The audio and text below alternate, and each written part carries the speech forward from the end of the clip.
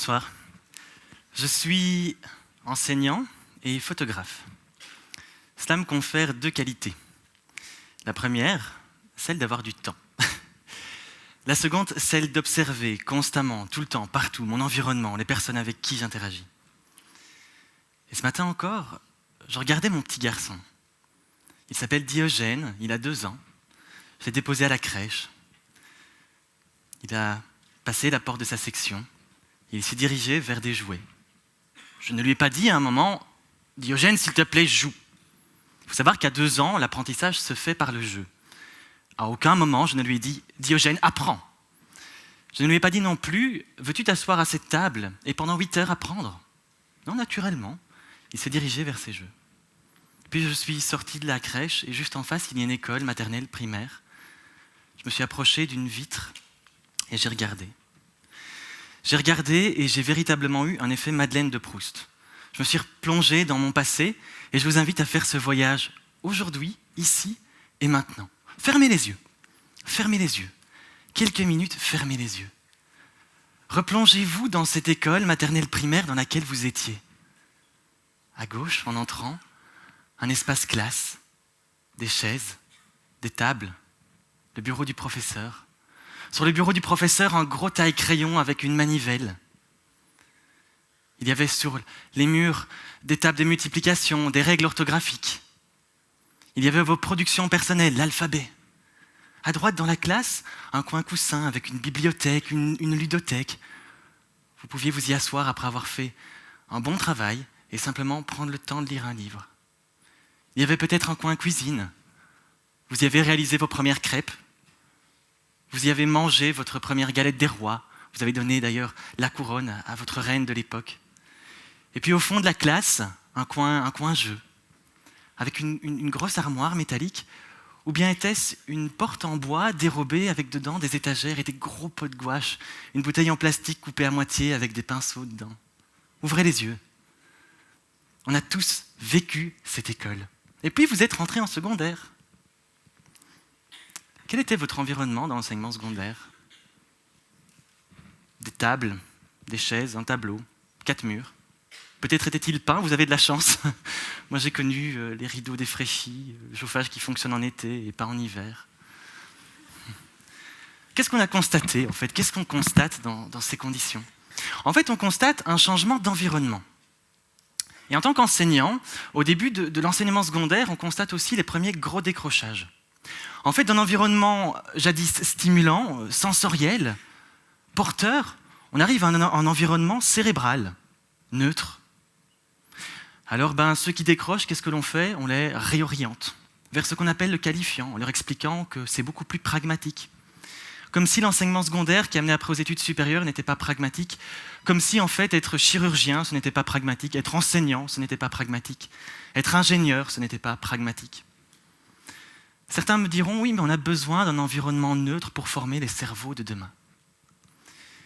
Vous avez ici une photo assez connue qui est la photo prise du bureau d'Einstein, juste après sa mort. Moi, je n'y vois pas une classe de secondaire neutre et cérébrale. J'y vois du chaos. J'y vois un tableau sur lequel on a écrit, on a effacé. J'y vois des livres. J'y vois un environnement qui est porteur intellectuellement. Vous savez, l'école telle que je la connais ressemble à peu près à cela. Pas aussi propre, mais à peu près à cela. Les écoles dans lesquelles je suis passé, globalement, c'est l'environnement dans lequel je travaille tous les jours. L'environnement, il y a plusieurs siècles, celui de mes prédécesseurs, ressemblait à cela. Globalement, peu de choses ont changé. En fait, je crois que l'école a toujours souffert de 3 écueils. Le premier, c'est le rapport à l'erreur. L'école n'a jamais toléré l'erreur. Quand vous étiez planté à l'école, on a pris un bic rouge, on vous a dit « vous ne valez rien, surtout doublez ». À peu de choses près. Et donc, l'école, dans sa transformation, de quel droit pourrait-elle elle-même faire des erreurs ? Alors que moi, je pense que dans l'école, dans la transformation de l'école, elle a le droit aussi de commettre des erreurs, d'essayer une méthodologie, de se planter et puis de réessayer. Et c'est pas grave. Le deuxième écueil, c'est le rapport au contenu que l'école a toujours entretenu. L'école a toujours balisé le contenu qu'il fallait avoir à l'école, qu'il fallait apprendre. Au début, on appelait ça les savoirs. Maintenant, on appelle ça les compétences. Demain, on appellera ça l'excellence. Mais il se fait que, en réalité, les contenus existent en dehors de l'école. Ce n'est pas l'école qui a inventé les sciences, ce n'est pas l'école qui a inventé les mathématiques. Les contenus préexistent à l'école et existent en dehors de celle-ci. Donc l'école, en fait, ne doit pas déterminer les contenus, elle doit être une interface entre un environnement et un apprenant. On voit d'ailleurs que la pédagogie par projet dans le supérieur refait surface. Et qu'est-ce qu'on impulse là? On impulse des méthodologies. On dit à nos étudiants, faites ce que vous voulez, travaillez sur le sujet qui vous plaît. Par contre, je vais vous enseigner des méthodologies. Car les contenus s'en vont, mais les méthodologies, elles restent. Et puis, l'école a toujours été fondée sur le mode industriel. Nos élèves étaient vus comme des produits sur un banc de montage linéaire, où chacun, de manière cloisonnée, donne son cours. Regardez dans les écoles, 50 minutes d'un cours, 50 minutes d'un autre cours, et puis 50 minutes encore d'un troisième. Alors que le paradigme du numérique change radicalement tout ça. Le numérique, c'est véritablement la pensée en arborescence. C'est une espèce de profusion d'idées qui vient de partout. Et l'école ne réplique pas ce mode. C'est la raison pour laquelle je m'attelle à proposer un modèle scolaire dit modèle environnemental. Mon but, c'est de voir quels sont tous les paramètres environnementaux sur lesquels on peut agir et qui vont impacter positivement et durablement les apprentissages. Et c'est une façon dont l'école n'a pas encore procédé. Et pourquoi? En fait, l'école a toujours reproduit son schéma de fonctionnement. Or, pour innover, il faut emprunter des voies incertaines. Et c'est la raison pour laquelle aujourd'hui je me permets de citer Saint Jean de la Croix, qui dit « Pour aller où tu ne sais pas, il faut aller par où tu ne sais pas ». Et c'est ce petit chemin que je vous propose. Le modèle environnemental met déjà le focus sur le lab. Ce qu'on appelle le lab, c'est notre environnement physique, notre environnement spatial. Qu'est-ce qui se passe dès lors que l'on voit l'espace classe, non plus comme juste un espace classe où on y apprend, mais comme un environnement? On développe déjà l'empathie entre les élèves, mais aussi entre l'élève et le professeur. Et puis, on polarise positivement le rapport à l'apprentissage. Un élève ne va pas en classe juste pour s'asseoir sur un fauteuil tout à fait inconfortable et parfois apprendre des matières qu'il n'apprécie pas, bien qu'il faille parfois apprendre simplement des matières qu'on n'apprécie pas. Mais à tout le moins, on polarise positivement l'espace, parce que dedans, on peut y discuter, on peut y lire, on peut y jouer, on peut y apprendre, certes, mais on peut y faire plein d'autres choses. Et dès lors que notre environnement devient stable, on peut l'exploiter. L'exploiter et remettre dans notre jeu scolaire l'essence qu'on utilisait jadis et qu'on n'utilise plus. Réexploiter le visuel, réexploiter l'olfactif, réexploiter l'auditif. À partir du moment où j'exploite mon environnement, j'ai déjà des nouvelles opportunités pédagogiques. Par exemple, si je mind map ma matière, si je mind map toutes les matières suivies par les élèves et que mon environnement est constitué d'un grand tableau blanc partout sur les murs, qu'est-ce qui va se passer? Je vais voir se développer tout au long de l'année toutes les matières visuellement comme un cerveau en expansion. Et à la fin, j'aurai une forme de syncrétisme de tout ce que j'aurai appris durant cette année. Et visuellement, cela est porteur. Vient aussi la possibilité alors d'exploiter des nouvelles techniques pédagogiques liées par exemple au management. Vous savez, on apprend à nos élèves à gérer des projets. Très bien, super. Maintenant, avec un environnement visuel par exemple, je peux réutiliser des matrices de gestion de projet, utiliser des post-it, et cela perdure dans le temps. Vient ensuite le holisme. Le holisme, c'est remettre l'accent sur le grand tout que forme une classe. C'est déjà développer l'intelligence collective. L'intelligence collective, c'est une forme d'intelligence supérieure à la somme des intelligences individuelles qui constituent un espace et qui naît notamment de l'interaction de ces différentes intelligences. Vous savez, on ne mise pas non plus sur l'interdisciplinarité. Or, si j'ai un environnement visuellement porteur, je peux visuellement et explicitement réaliser les liens entre les différentes matières. Vous savez, un professeur de théorie financière m'expliquait qu'on engage par exemple des physiciens dans les banques. Pourquoi? Parce que l'évolution du cours de bourse évolue aléatoirement avec le même mouvement qu'une poussière dans l'air. Alors, en tant que professeur de français, moi j'ai tendance à dire que je vois aussi là-dedans beaucoup de poésie, des formations professionnelles. Et puis il y a des liens entre le latin et la chimie, entre la biologie et le cours d'éducation physique. Il y a des liens également entre les statistiques et la philosophie.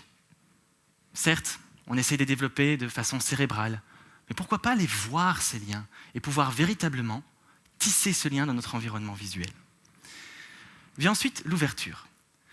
Je vous ai dit, l'école est en décalage par rapport à la société. Notre école nous forme à une société, mais on se rend compte qu'elle ne nous forme pas à la bonne société. L'école projette un modèle de société qui n'est pas le modèle qui existe en dehors de celle-ci. L'ouverture, c'est se dire que l'école doit faire des allers-retours entre elle-même et la société. S'ouvrir, par exemple faire venir des intervenants extérieurs, c'est une première chose. Mais aussi, pourquoi pas, et on le voit apparaître dans le supérieur, implémenter des espaces de coworking dans des environnements d'apprentissage. Oh, certains me diront que le grand capital rentre dans l'école, que c'est dangereux. Je ne crois pas. Je ne crois pas parce que les environnements de coworking sont très porteurs de diversité. Et puis ça permet à un étudiant de voir qu'est-ce que le monde professionnel. Et puis pour le professionnel, ça permet de se dire, tiens, comment puis-je nourrir mon projet créatif avec l'aide d'un jeune cerveau qui n'a pas encore subi le rouleau compresseur de certaines écoles. Et puis je pense également que l'ouverture, c'est un rappel à l'humilité de tous ceux qui enseignent. Je vous ai dit, tous les savoirs, toutes les compétences existent en dehors de l'école. Parfois, ce que l'on enseigne, c'est un grain de sable dans l'immensité du savoir qui existe. Donc je pense sincèrement que dans cet aller-retour entre l'école et la société, il faut aussi se réapproprier une forme d'humilité quand on est enseignant. Vient la dernière partie, la connexion. L'intégration des technologies de l'information et de la communication, les TIC, dans l'environnement scolaire. Je ne sais pas si vous connaissez des profs, si vous leur avez déjà posé la question de l'intégration des TIC dans l'environnement scolaire, mais si vous voulez geler un repas de famille et y mettre une mauvaise ambiance, je pense que c'est la meilleure question à poser. En fait, l'école n'a jamais su s'adapter. En tout cas, elle n'a pas encore réussi à s'adapter. Alors, on a essayé de s'adapter. On a par exemple remplacé les tableaux noirs par des TBI, des tableaux blancs interactifs. Et on voit subsister dans un même espace des éléments qui entraînent un petit peu un paradoxe. C'est-à-dire qu'on voit apparaître le TBI, l'évolution, et l'estrade.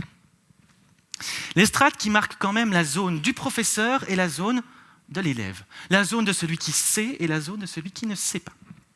La zone de celui qui, de manière hiérarchiquement supérieure, va enseigner de manière linéaire et unilatérale à la petite tête à remplir. Alors que les technologies de l'information et de la communication nous permettent de faire des choses puissantes dans l'enseignement. Peut-être pas d'apprendre une compétence, mais en tout cas de la consolider, de l'améliorer, de la démultiplier. Si dès lors, je transmets une compétence à un élève, celle de s'organiser, celle de faire des recherches, les technologies vont lui permettre simplement d'avoir plus facile à développer cette compétence. Et c'est en ça que la technologie, pour moi, on doit vraiment se la réapproprier et voir comment est-ce qu'elle peut démultiplier des compétences que l'on acquiert à l'école. Il y a aussi ce rapport aux technologies pour un jeune. En tant qu'enseignant, on se doit également de les éduquer et de leur dire que la technologie, ce n'est pas que le divertissement. Pour beaucoup des jeunes que j'ai en secondaire, un smartphone sert aux réseaux sociaux et à faire des Snapchats dégueulasses. Alors qu'en réalité, ils ont une bombe technologique dans leur poche. Ils ont une mémoire visuelle, ils peuvent photographier tout ce qu'ils voient, ils peuvent s'organiser, ils peuvent partager des fichiers, ils peuvent partager des calendriers, ils peuvent avoir accès au savoir. Il y a une quantité énorme de savoir. Et pourtant, non. Ils font de vieux selfies dégueulasses. Je caricature pour l'exemple, évidemment, mais je pense que derrière cela, il y a quand même un bon fond de vérité. Alors, qu'est-ce qu'on fait avec ces 4 éléments ? Il y a 3 ans, j'ai mené une petite expérience, en tout cas un petit projet. Et on a réimplémenté ce modèle de classe dans une école. Il y avait donc un espace d'apprentissage, un petit salon avec une bibliothèque. Bibliothèque. Je suis prof de français, je donne cours dans des classes où il n'y a pas de livres. C'est comme enseigner la musique dans des classes où il n'y a pas d'instruments, à peu de choses près. Ils avaient donc une bibliothèque, un accès à des ordinateurs, ils avaient une cuisine, une machine à café, une machine à thé. D'un point de vue budget, ils avaient tout apporté, donc même la question du budget n'importe pas. On a remarqué 2 choses. La première, les résultats n'ont jamais été aussi bons. Vraiment. Le taux de réussite a explosé. La seconde, j'ai une élève qui est venue me voir un mercredi après-midi et elle m'a dit « Monsieur, puis-je rester à l'école ?» La première question que je me suis posée, c'était de savoir est-ce qu'elle était en retenue. En fait, non. Elle voulait simplement passer du temps dans ce local, dans cette classe, mais j'ai plus envie de l'appeler classe. Parce qu'elle s'y sentait bien et parce qu'elle avait envie d'apprendre dedans. Et là, je me suis dit, si en changeant notre environnement scolaire, on parvient à faire en sorte que des élèves nous demandent pour rester à l'école parce qu'ils s'y sentent bien, n'a-t-on pas là réussi un grand défi majeur ? Vous savez, je suis pour un décloisonnement des apprentissages. Qu'on arrête de se dire, il y a des moments où on apprend et des moments où on n'apprend pas. Je suis vraiment pour que ces apprentissages, pour que chacun soit un apprenant perpétuel, qu'on apprenne en tout lieu, en tout temps. Et pour cela, l'environnement scolaire peut impacter ce rapport aux apprentissages. Et ce soir, je vais vous donner non pas un devoir, mais plutôt une proposition, parce que vous n'êtes pas obligé de le faire. Je vous invite à rentrer chez vous, dans votre environnement professionnel. Simplement considérer celui-ci et vous dire, tiens, que puis-je modifier dans mon environnement qui va me permettre d'améliorer mes apprentissages? Est-ce du visuel? Est-ce de l'olfactif? Est-ce de l'auditif? À vous de choisir. Et puis cette volonté que j'ai de transformer l'école, peut-être qu'elle vient d'une angoisse. L'angoisse d'un jeune papa.